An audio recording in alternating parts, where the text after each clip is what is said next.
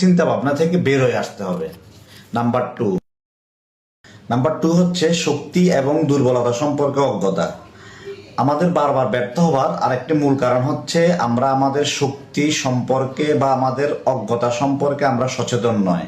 তার মানে আমাদের কি করতে হবে, আমাদের দুর্বলতা এবং শক্তিগুলোকে আমাদের আলাদা করতে হবে। কোন কোন বিষয়ে আমরা পারদর্শী, কোন কোন বিষয়ে আমাদের অজ্ঞতা আছে, সেই বিষয়গুলো আমাদেরকে সিলেক্ট করতে হবে। সিলেক্ট করে তারপর আমাদেরকে ওইভাবে আমাদের ব্যর্থতা থেকে বের হয়ে আসতে হবে। নাম্বার থ্রি হচ্ছে অনিশ্চিত লক্ষ্য। তার মানে কি, আমাদের ভবিষ্যৎ যদি অনিশ্চয়তার মধ্যে থাকে তাহলে আমরা ভালো কিছু অবশ্যই করতে পারবো না। প্রত্যেকটা মানুষের জীবনে আগে লক্ষ্য স্থির করতে হবে যে আমি কি করতে চাই, আমি কোথায় যাব। আমাদের জীবন যদি লক্ষ্যহীন থাকে তাহলে আমরা ভালো কিছু করতে পারবো না।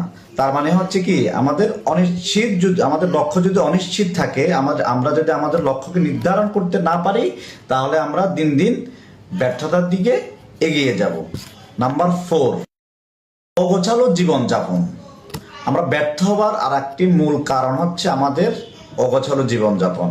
একটি অগোছানো জিনিস কখনো ভালো কিছু বয়ে আনতে পারে না। তার মানে আমাদের সবাইকে একটু গোছানো হইতে হবে। গোছানো বলতে কি, আমরা কি করব, প্রথমে আমাদের কাজের প্ল্যানটা করতে হবে। আমরা কি করব, কিভাবে করব, কেন করব, কার মাধ্যমে করব ইত্যাদি সম্পর্কে আমাদের একটা পূর্ব পরিকল্পনা লাগবে, প্ল্যানিং থাকতে হবে। আমরা যদি প্ল্যানিং করে একটা জিনিস করতে পারি তাহলে আমরা গুছিয়ে সেই কাজটি করতে পারবো। তারপর হচ্ছে নাম্বার 5, স্থির মনোভাব।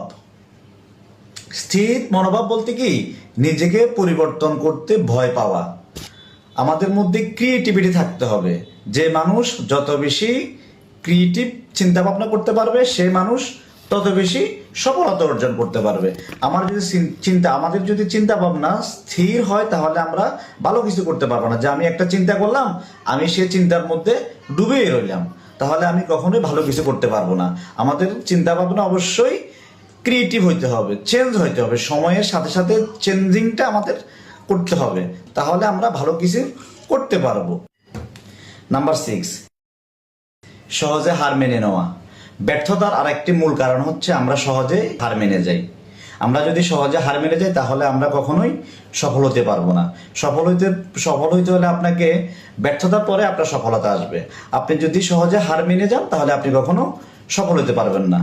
এই জিনিসগুলো থেকে যদি আপনি বের হয়ে আসতে পারেন তাহলে অবশ্যই আপনি ব্যর্থতার পরে সফলতা অর্জন করবেন।